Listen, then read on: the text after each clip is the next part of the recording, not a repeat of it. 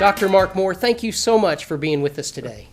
It's a great time for Shawnee Public School System. A lot of new information coming forth. Tell us a little bit about our school district. Shawnee is a district of 4,000 students, and it, unlike a lot of 5A schools around the state who are maybe a bedroom community, this one has kind of an organized city. It has organized resources. You have city government, things that support it. So it's a great school system and a great city. When did you arrive as superintendent of Shawnee Public School Systems, and what were the greatest challenges you felt you faced at that time? My first day on the job was July 1st, 2011. Probably if I narrowed down three challenges at that time. One, we were still in the middle of a track litigation, and trying to get the high school track at Shawnee finished was definitely one challenge. From a financial standpoint, the school district's still operating on $2,008 from the state, so that has presented some challenges. And right now, recruiting, retaining high-quality, great teachers is a challenge. Kind of a couple of things from, you have a lot of baby boomers who are retiring out, and some seem like we have a few less people going into the profession. Sure. So the high school track. Okay. Now, of course, I've driven by there. It looks like it's all together now. It is. The litigation is ongoing, but the Board of Education and administration and I decided we need to get it fixed. So we fixed the track, went ahead and contracted out, and then let the litigation play out how it may. But it's a great feeling. I went by the other day, and it was a beautiful, beautiful day, and the kids are out running. I could not be more proud of that track. They're running on one of the best in the state, so it's very satisfying. Yeah, our track teams have done so well. Soon we'll be hosting track meets, I'm sure. When you start talking about 2008 from the state, explain that to me. What does that mean? 2008 dollars from the state, or 2008 funding?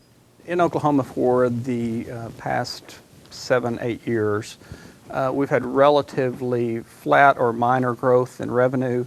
And what has happened in Oklahoma, 40,000 new students have been placed on the roll somewhere, whether it's in Shawnee or Weatherford or up in Miami.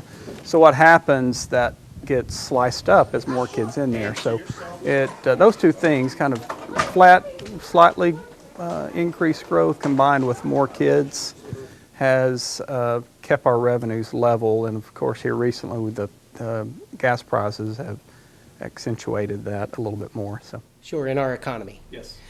And then keeping good employees, that's a struggle that all big companies or government entities really have to face.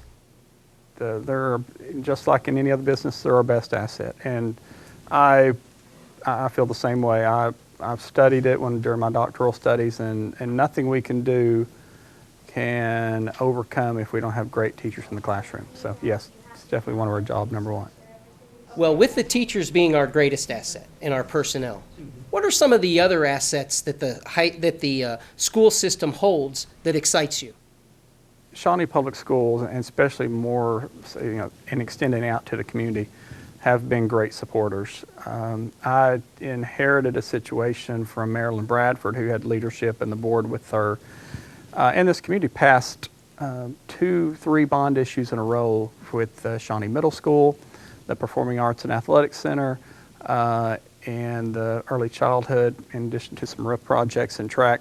So I'm really just standing on some of the shoulders of what they've done previously. And when we went through our facility planning, it became very apparent that how good that was to have, because we wouldn't be talking about some of the things today if they hadn't done that.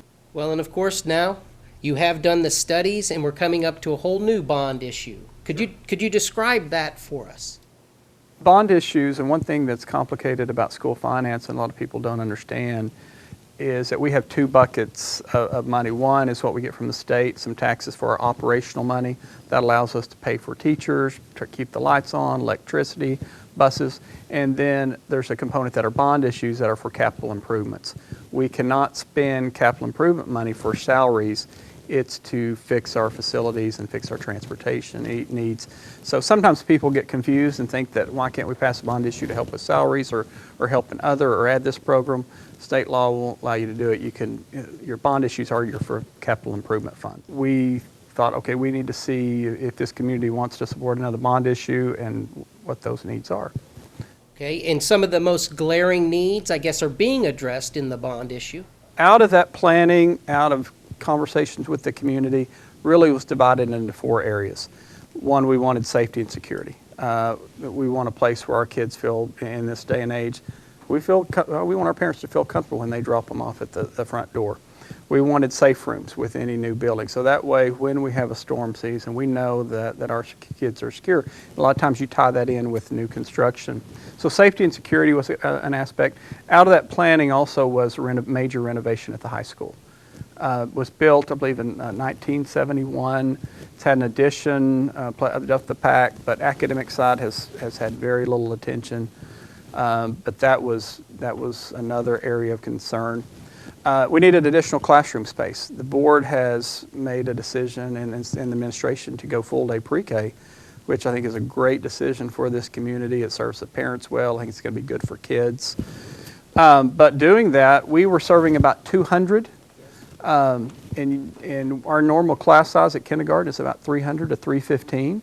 So you would think that would be 100 more kids, but really those 200 kids were being served by 100 were in the morning, and that same classroom, 100 were served in the afternoon. So really you need spaces for 200 kids. So we were addressing that. And also we needed to be competitive with our athletics and activities, and we're addressing that need as well.